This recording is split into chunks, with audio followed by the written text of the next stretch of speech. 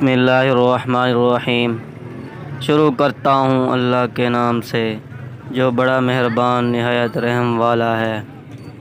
ایک دفعہ کا ذکر ہے کہ کسی ملک پر ایک رحمدل بادشاہ حکومت کرتا تھا۔ اس کی 2 ملکہ تھیں۔ چھوٹی ملکہ اس کی طرح رحمدل تھی۔ اس کے 3 بچے تھے، جبکہ بڑی ملکہ اولاد کی نعمت سے محروم تھی۔ بادشاہ چھوٹی ملکہ اور اس کے بچوں سے بہت پیار کرتا تھا، جس کی وجہ سے بڑی ملکہ چھوٹی ملکہ سے حسد کرتی۔ ایک دن اس نے اپنی سوکن اور اس کے بچوں سے نجات حاصل کرنے کے لیے سازش تیار کی، جس کے لیے محل کے ایک ملازم کو بھی ساتھ ملا لیا۔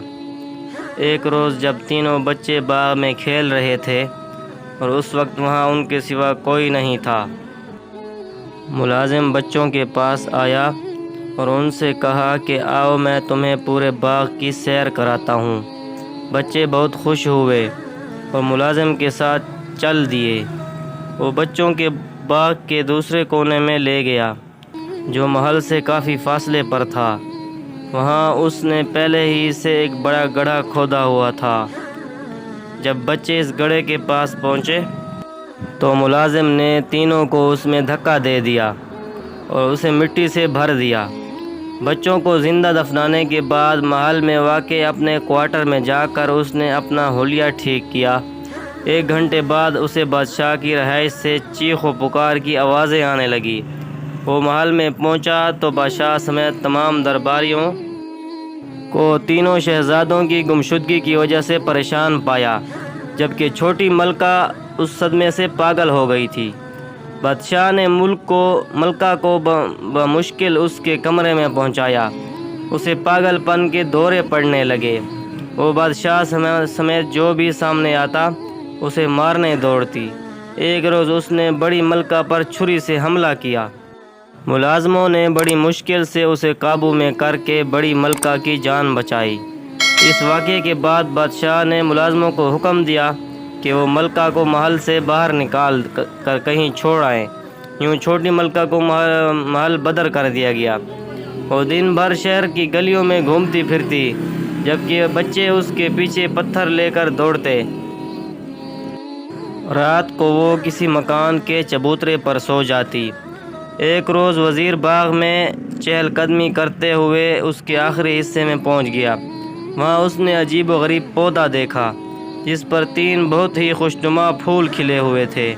وہ اس کے قریب گیا، چاہتا تھا کہ ہاتھ بڑھا کر تینوں پھول توڑ لے کہ اسے پھولوں میں سے آواز سنائی دی، تم ہمیں توڑنا چاہتے ہو؟ ہم اونچے ہوتے جائیں گے، کسی کے ہاتھ نہ آئیں گے۔ بادشاہ سلامت آئیں گے تو ہم ان کے ہاتھ میں جائیں گے۔ یہ سن کر وزیر دوڑا دوڑا بادشاہ کے پاس گیا اور اسے پورا ماجرا سنایا۔ بادشاہ اس کے ساتھ باغ میں آیا۔ اسے بھی یہ تینوں پھول بہت پیارے لگے۔ اس نے اس سے قبل اس طرح کے پھول کبھی نہیں دیکھے تھے۔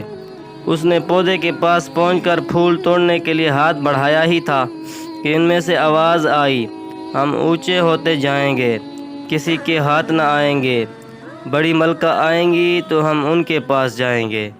بادشاہ نے یہ سن کر وزیر کو حکم دیا کہ وہ فوراً بڑی ملکہ کو لے آئے۔ جب بڑی ملکہ پھولوں کے پاس گئی اور انہیں پکڑنے لگی تو پھولوں میں سے پھر آواز آئی، ہم اونچے ہوتے جائیں گے، ہم کسی کے ہاتھ نہ آئیں گے۔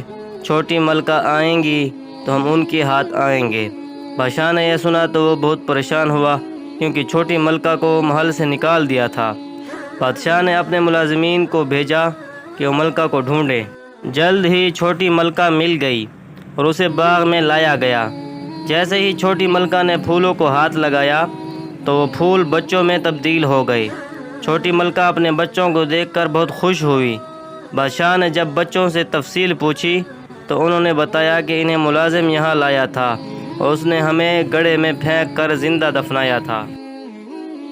اسی وقت یہاں سے ایک پری گزر رہی تھی۔ اس نے ہمیں پھول بنا دیا اور کہا کہ جب وزیر یہاں سے گزرے گا تو تم اسے یہ کہنا۔ یہ سن کر بادشاہ نے ملازم کو بلایا اور اس سے پوچھا کہ تو نے ایسا کیوں کیا؟ اس نے بتایا کہ اسے یہ سب بڑی ملکہ نے کرنے کو کہا تھا۔ یہ سنتے ہی بادشاہ نے حکم دیا کہ ملکہ اور ملازم کو اندھے کنویں میں ڈال دیا جائے، لیکن چھوٹی ملکہ نے بادشاہ کو ایسا کرنے سے منع کیا اور انہیں معاف کر دیا۔ بادشاہ نے بھی انہیں معاف کر دیا، پھر سب ہنسی خوشی رہنے لگے۔ تو پیارے دوستو، آپ کو اس کہانی سے کیا سبق ملا؟ کمنٹ باکس میں ضرور جواب دیں۔